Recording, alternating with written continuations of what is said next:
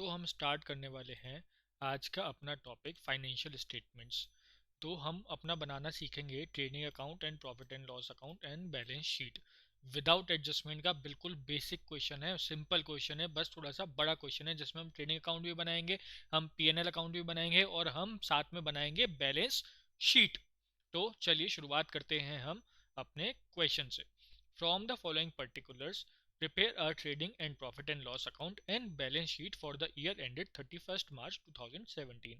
तो अब हम अपने कुछ आइटम्स मार्क कर लेते हैं कि हम लोगों को कौन से आइटम्स कहाँ पे पुट करने हैं, जिससे हम लोगों को जब हम अपनी बैलेंस शीट और प्रॉफिट एंड लॉस और ट्रेडिंग अकाउंट बनाएंगे तो हम लोगों को दिक्कत नहीं होगी। तो हम अगर अकाउंट वाइज, हमारे पास दो ऑप्शन है, हम अकाउंट वाइज भी बना सकते हैं इसको और हम सारे के सारे एक साथ लेके भी पुट करना स्टार्ट कर सकते हैं। हम यहाँ पर सब simple simple one by one step by step account wise करते हुए चलेंगे। तो हम स्टार्ट करते हैं अपने आइटम से। हमारे पास पहला आइटम है कैरेज ऑन गुड्स परचेज। ये हमारा आइटम ट्रेडिंग अकाउंट का होता है। It is an expense and we show it in trading account. Carriage on goods sold हमारा पीएनएल का आइटम है। मैन्युफैक्चरिंग एक्सपेंस हमारा ट्रेडिंग अकाउंट का आइटम है, जो खर्चा होता है मैन्युफैक्चरिंग से रिलेटेड। एडवर्टीजमेंट एक्साइज ड्यूटी हमारा पीएनएल का आइटम है। फैक्ट्री लाइटिंग हमारा ट्रेडिंग अकाउंट का आइटम है। ट्रेडिंग डेटर्स एंड क्रेडिटर्स हमारे हम एसेट्स और लाइबिलिटीज में शो होंगे, बैलेंस शीट में आएंगे। डॉक एंड क्लियरिंग चार्जेस हमारा पीएनएल का आइटम नहीं, ये हमारा ट्रेडिंग का आइटम है। और पोस्टेज पीएनएल का, फायर इंश्योरेंस हमारा पीएनएल, पेटेंट्स होते हैं हमारे असेट, इनकम टैक्स हमारा लाइबिलिटी साइड में कैपिटल में से लेस होता है। इसका ट्रीटमेंट होता है थोड़ा सा अलग। ऑफिस एक्सपेंस हमारा पीएनएल का आइटम है। Cash in head asset, bank overdraft liabilities, motor car asset, drawings हमारी, ये भी हमारी लाइबिलिटी साइड में कैपिटल में से लेस होती हैं। इसको मार्क कर देते हैं और एक इसको मार्क कर देते हैं।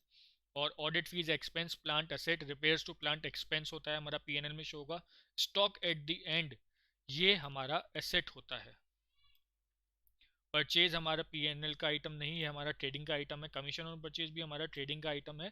इंसिडेंटल ट्रेड एक्सपेंस हमारा एक्सपेंस है। इन्वेस्टमेंट असेट्स हो गए। इंटरेस्ट ऑन इन्वेस्टमेंट ये हमारा इनकम होती है जो कि पीएनएल अकाउंट में आती है। फिर हमारे पास कैपिटल हमारा लाइबिलिटीज में आएगी। सेल्स टैक्स रिटर्न हमारा ट्रेडिंग अकाउंट का आइटम है। सेल्स टैक्स पेड एक्सपेंस होता है।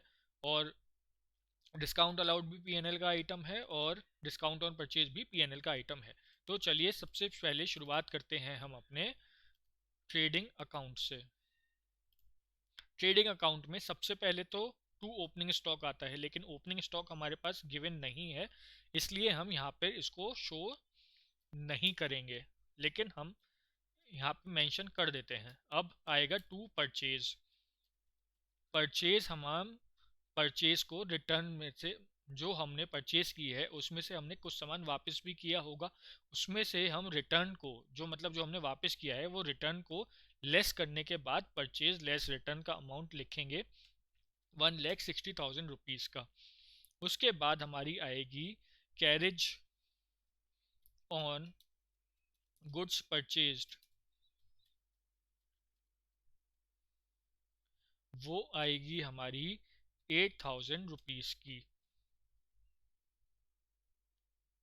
उसके बाद आएंगे मैन्युफैक्चरिंग एक्सपेंसेस। वो है हमारे 42,000 रुपीज़ के। फिर आएगी फैक्ट्री लाइटनिंग,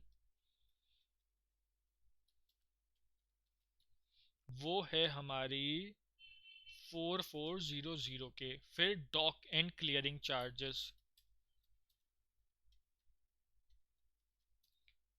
ओफ वो स्पेलिंग बड़ी गलत होती है, 5,200 के। उसके बाद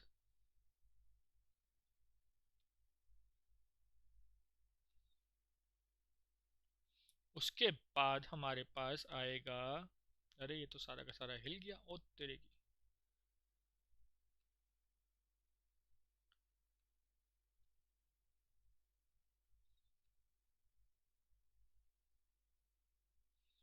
उसके बाद हमारे पास आएगा, हाँ हाँ हाँ हाँ, परचेज हो गई, कमीशन ऑन परचेज 2000 रुपीज़ का।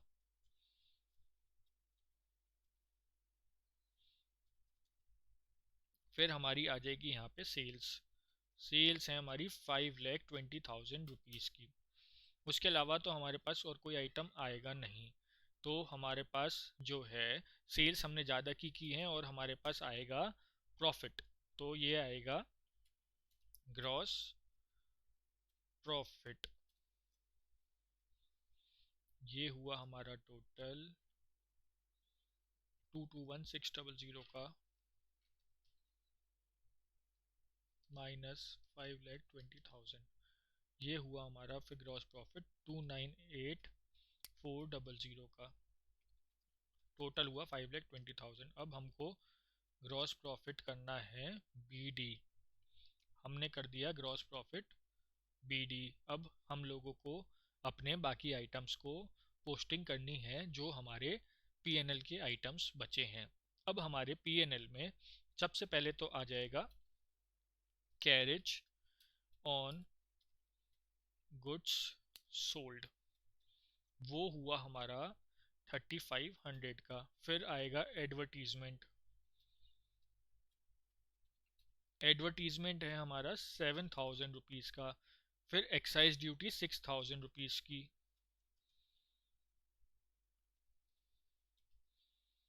उसके बाद है हमारा पोस्टेज।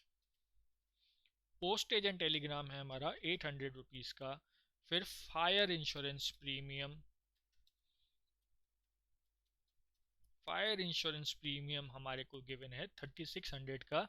PNL आइटम हम बना रहे हैं अपना profit and loss account, trading account हम कर चुके हैं कंप्लीट। फिर इनकम टैक्स हमारा लाइबिलिटीज में जाएगा। अब हम करेंगे ऑफिस एक्सपेंस। ऑफिस एक्सपेंस है हमारा 7,200 का। फिर अब हुआ हमारे पास cash in hand motor goings. Audit fees.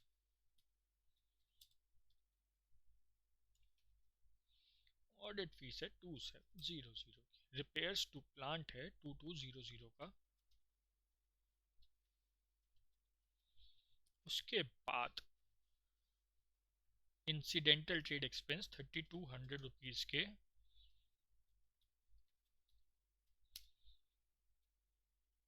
फिर हमारे पास आएगा इंटरेस्ट ऑन इन्वेस्टमेंट। हमारी इनकम होती है,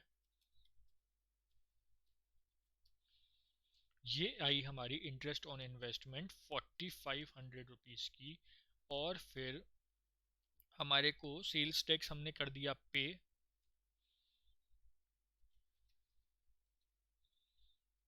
सेल्स टैक्स हमने पे किया है 12,000 रुपीज़ का। डिस्काउंट भी हमने दिया है अपने कस्टमर्स को। ये हमने अपने कस्टमर्स को दिया है डिस्काउंट अलाउड 2,700 का। और डिस्काउंट ऑन परचेज जो हमको मिला है वो हमारी इनकम है।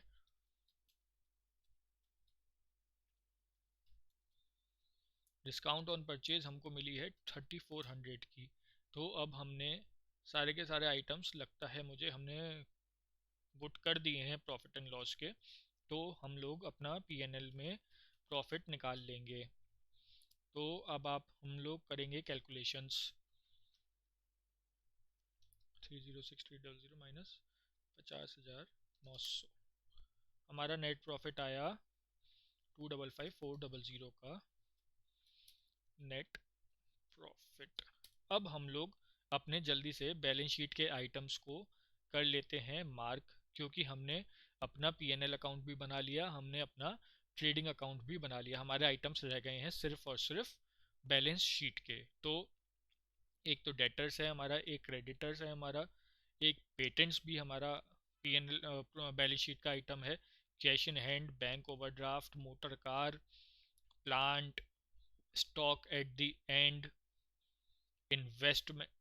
Investment capital.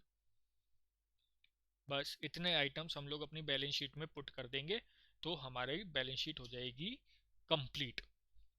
चलिए तो हम जल्दी से अपने बैलेंस शीट के आइटम्स करते हैं पुट। सबसे पहले डेटर्स, क्रेडिटर्स, पेटेंट्स।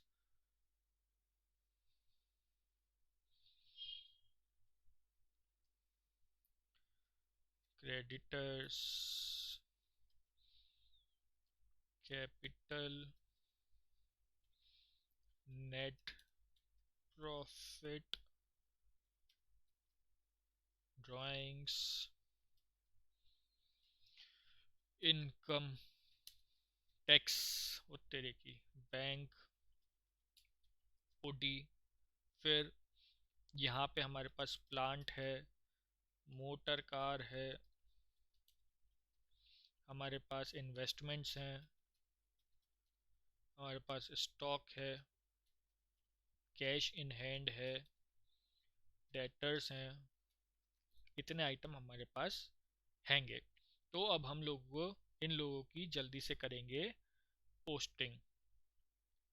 पोस्टिंग करने के लिए हम लोगों के पास कैश है 2500 का, डेटर्स हम लोगों को गिवन है 80,000 रुपीज़ के, स्टॉक गिवन है 76,000 रुपीज़ का, इन्वेस्टमेंट्स हमें गिवन है 30,000 रुपीज़ की।